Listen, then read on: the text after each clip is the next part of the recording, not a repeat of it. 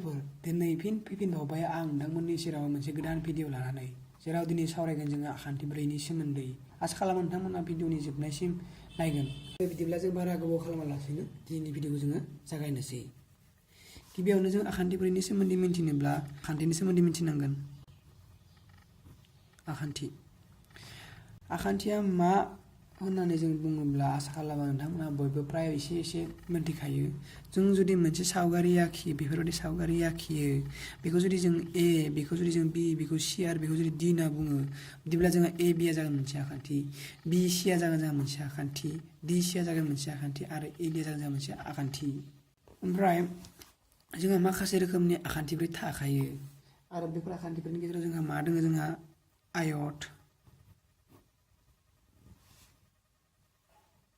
ayot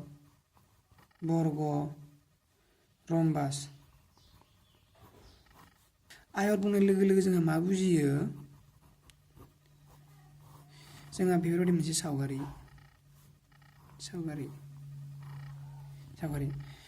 जोंहा ayot जानोब्ला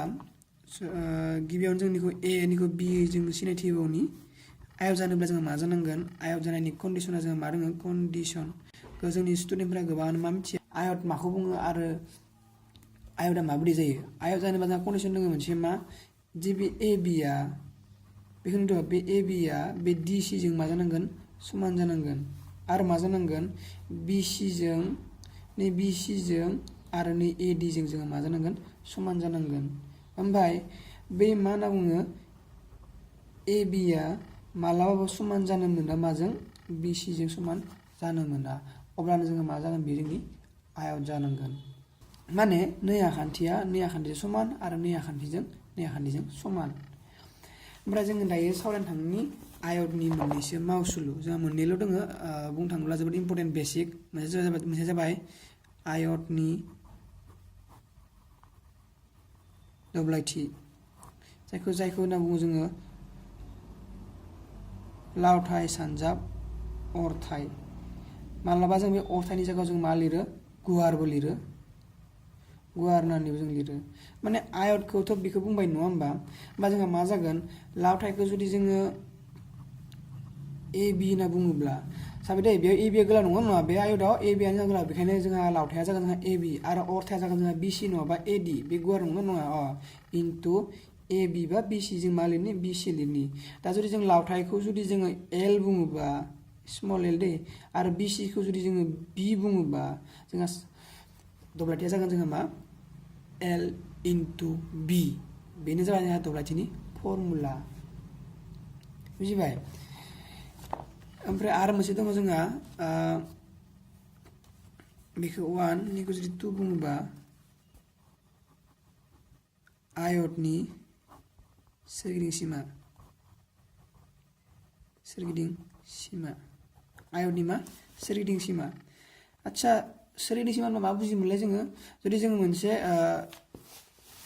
जुदि बे थायोबा बेयाव जुदि जोंहा एरे बेरा दङबा बा जोंनि सोरगिदिं सिमा मा जागोन बे बेराया नङा दायो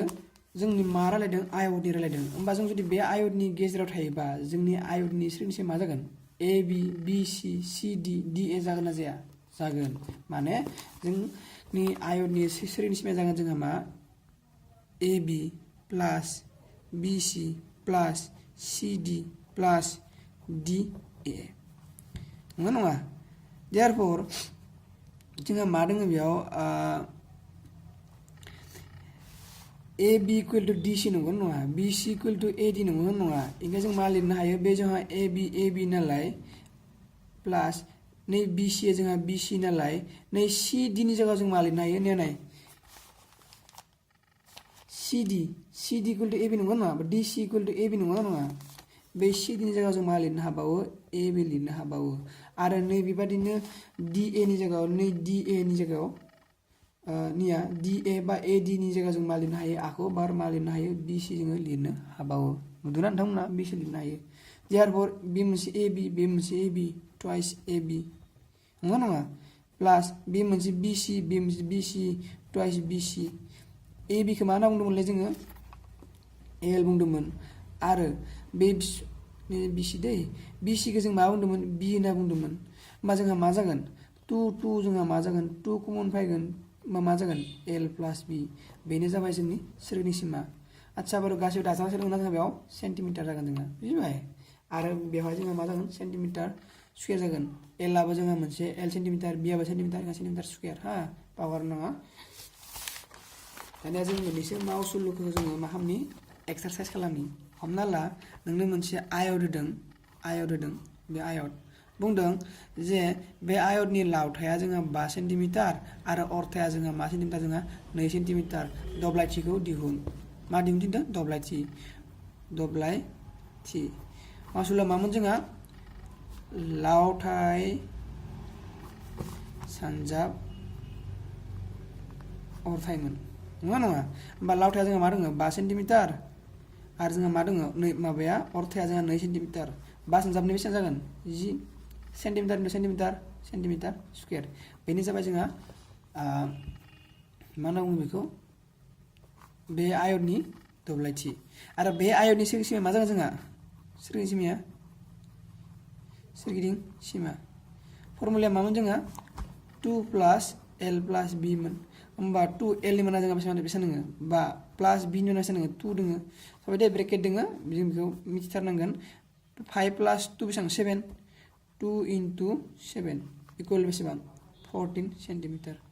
बेनो जाबाय जोंहा मावसुलुफोरनि एक्सारसाइज नेक्स्ट टाइम जों सावरायनि बर्गआबो जोंहा मोनसे मा आखान्थिब्रैयानो नाथाय बेनि आखान्थिफोरा मा गासिबो समान गोजा समान जादोंना आं आसा खालामो नोंथांमोना बुजि मोनदों बे आखान्थिजों गासैजोंबो मा जागोन समान जागोन बेखौ जुदि जों a बेखौ b बेखौ c आरो बेखौ जुदि जों d बुङोब्ला बेफोर आखान्थिया a b b c आरो c d d a माने कन्डिशना जोंहा मा a b is equal to b c is equal to c d is equal to a d बेनो जागोन जोंहा मा बर्ग गासिबो समान जायोब्ला जोंहा मा जागोन बर्ग बेखौ बावगारनानै कन्डिशन बियो बर्ग ओमफ्राय बेयावबो मा थागोन जोंहा दब्लायथि आरो जोंहा मा थागोन सोरगिदिं सिमा जोंहा दब्लायथिनि मावसुला मा जोंहा मा साबाय दे बर्गनि दब्लायथि होनना बुंदों नोंथांमोना कनफिउजन नाङा बे बर्ग नालाय जों बर्गनि दब्लायथि इजुकेल टु मा जागोन जोंहा जोंहा आयता मामोन जोंहा लावथाय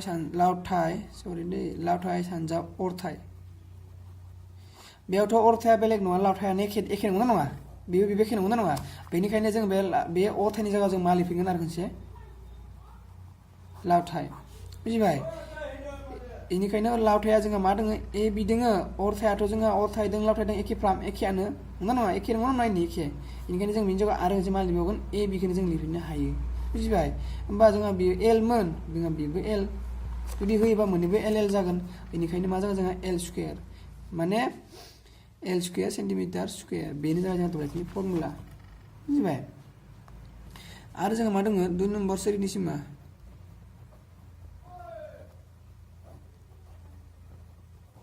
सोरगिदिं सिमा 2 नम्बराव दङ जोंहा सोरगिदिं सिमाया जोंहा मा जागोन जेरैबायदि जोंहा a b plus b c plus c d plus d a मोन जोंहा आयतआव जोंहा बेयावबो सेम बिदिनो जागोन जेबो बेलेग नङा बेयावथ' गासैबो जोंहा समान गोजा नङा माने जुदि जों बुङोबा a b plus b c plus c d plus d a होयोब्ला जों गासिबो मा लिरनो हायो बिनि जायगायाव a b plus a b लिरनो हायो माने सरि दे इक्वल टू a b मा 4ab नङा माने 4l बेनो जाबाय जोंहा सोरगिदिं सिमानि फर्मुला माने बेनो जाबाय जोंहा सोरगिदिं सिमानि फर्मुला दा जुदि जोंनो मोनसे एक्सारसाइज खालामनो थिनो हमना ला जोंनो मोनसे मा होदों बर्ग होदों जायनि मोनसे आखान्थिनि मा होनना बुङो माना जाबाय जोंहा मा 4 सेन्टिमिटार मोनसे आखान्थि लोगो मानो होनबा गासिबो बे जुदि 4 सेन्टिमिटार बा जोंहा बेबो 4 सेन्टिमिटार जागोन बेबो 4 सेन्टिमिटार जागोन बेबो 4 सेन्टिमिटार जागोन ना जाया मानो होनबा मोनसे आखान्थिजों गासै आखान्थिजों एखे बेनिखायनो बेनि दब्लायथिया मा जागोन दब्लायथिया मा जागोन एल स्क्वायर नङामोन होमबा 4 स्क्वायर जागोन जोङो I mean L स्क्वायर मोनथ' होमबा जों बेनि जायगायाव मा जागोन 4 स्क्वायर जागोन इक्वल जोङो मा जागोन 16 इन्टार स्क्वायर आरो मा जागोन सोरगिदिं सिमा इक्वल टु मा जानो हागौ जों सोरगिदिं सिमाया मा जागोन 4 4 प्लस 4a 4 4 4 प्लस मोनब्रै 4 नङालै 4 of 4l मोनथ' दै नङा 4 into 4 equal to बेयावबो 16 सेन्टिमिटार बुजिबाय नेक्स्ट आं आरोबाव बुंबावदोंमोन जे आं रम्बासनि सोमोन्दै सावरायगोन नाथाय दिनैनि भिडिअआ बेसेनोसै रम्बासनि सोमोन्दै दिनै सावरायला मानो होनबा जोंहा भिडिअआ लावद्रायबाय बेनिख्रुइ बारा गोलाव जाबा एसे प्रब्लेम जायो आसा खालामो नोंथांमोना बुजि मोनदों आरो माबाफोर बुंनो आरो फोरमायनो गोनां दङब्ला आरो माबाफोर टपिकनि सायाव जुदि नोंथांमोना सावरायजानो लुगैदोंब्ला अन्नानै प्लिज कमेन्ट खालाम आरो आंबो गाहाम मोनगोन मोजां मोनगोन अन्नानै सानफ्रोमबो आंखौ हेफाजाब होबाय था मदद होबाय था दिनै जा सुबिदानि गेजेरजों नोंथांमोननिसिम भिडिअ एगारदों आसा खालामो इयुननि समाव बेनिख्रुइबो मोजां सुबिदानि गेजेरजों आं भिडिअ एगारनो हागोन गोजोन्थों